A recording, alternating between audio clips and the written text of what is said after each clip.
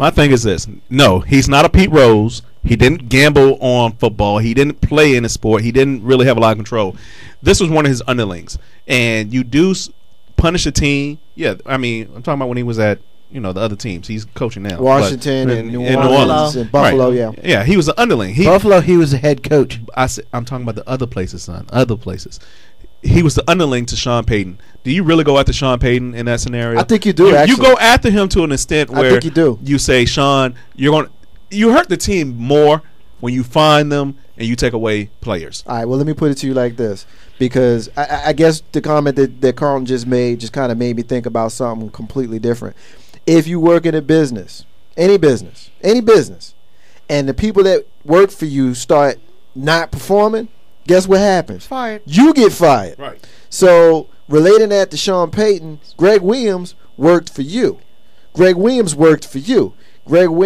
made this huge mistake that brought negative shine on the New Orleans Saints organization. It's a team that was on the up. They just won a Super Bowl a couple of years ago after having many, many, many years of being a doormat franchise in the NFL. And now there's some talk of there not only being suspensions, there's talk of these teams losing draft picks and things of that sort, April P. I don't know how I feel about a death penalty, but I don't have a problem with them losing a draft pick and losing their coach for a while. I don't have a problem with them losing draft picks. I don't have a problem with suspensions. I don't have a problem with lengthy suspensions. But I cannot say I agree with kicking somebody out for life. I just can't. Big Rube clearly disagrees Clearly, with you. and that's okay. And you know what? I'm going to continue to disagree because back in the 80s, SMU got the death penalty. They had people sign contracts. They were paying people in college to play football. That is illegal. Period. Yeah. There is nothing. This is not legal. But and then the more point about it, Sean Payton knew, and this is an NFL rule that was obviously broken. And then on top of that, they were even talked to about it, and everybody up to the hired man who was like, everything's cool. We got it. Everything's clean. And then for all this stuff to come back out later, they're going to lose draft picks. They're going to get fined at least $1 million. And if Greg Williams is not fired immediately, he should be suspended for at least 5 years. And Sean Payton, they should fire him on general principle. Who punishes the players? They were the ones who went and did the deed. Just because I said, hey, Marcus, I'm going to give you XYZ if you go do this. They told them to do it. Yeah, but you do what your boss tells you. But you do what your boss tell you. But you know what? Ultimately, you have to have some type of accountability. No. You have ethics yourself. Do you not, Marcus? No, I agree. You know, there's a story about Goose Gossage, pitcher for the Yankees, Hall of Famer.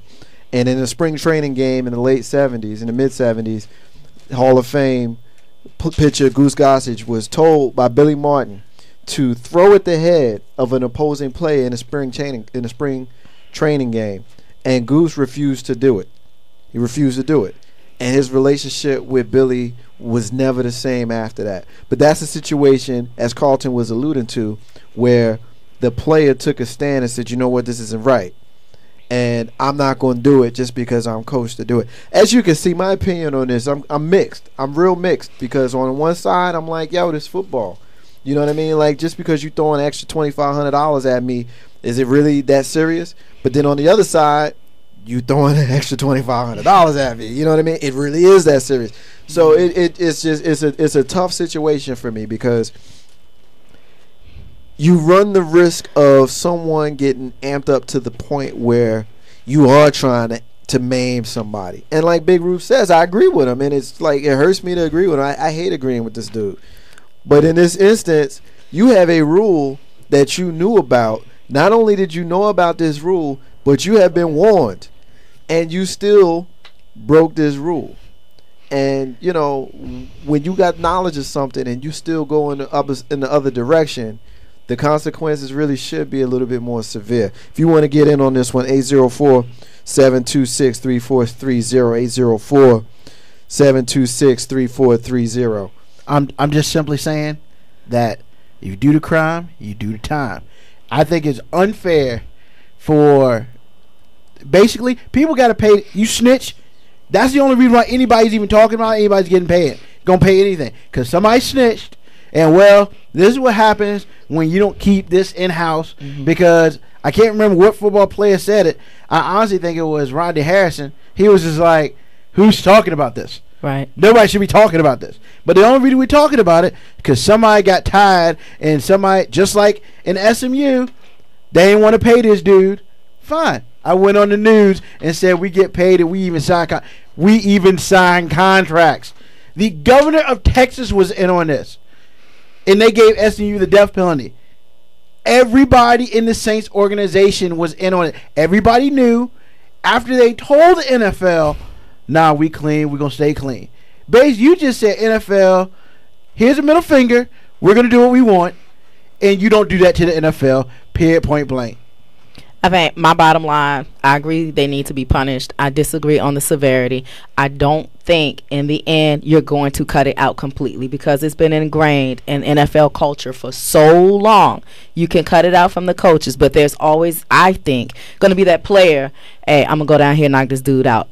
I got 200 on pretty it. much. Like, you're not going to get rid of it totally. They just won't talk about it. Pretty much. And so then they're going to what's the point of a lengthy or banning suspension? You may cut it out from the coaches, but the players themselves, it's like the guy who was on a talk show, I think this morning on the 4-Letter Network saying, yo, we have, Captain Crunch Award for my little leaguers who get the best hit. And they get a box of Captain Crunch. Yeah. You're not going to take that out of their head. The only thing that I'll say to that, though, is that logic would have people getting 6 months, a year for killing somebody.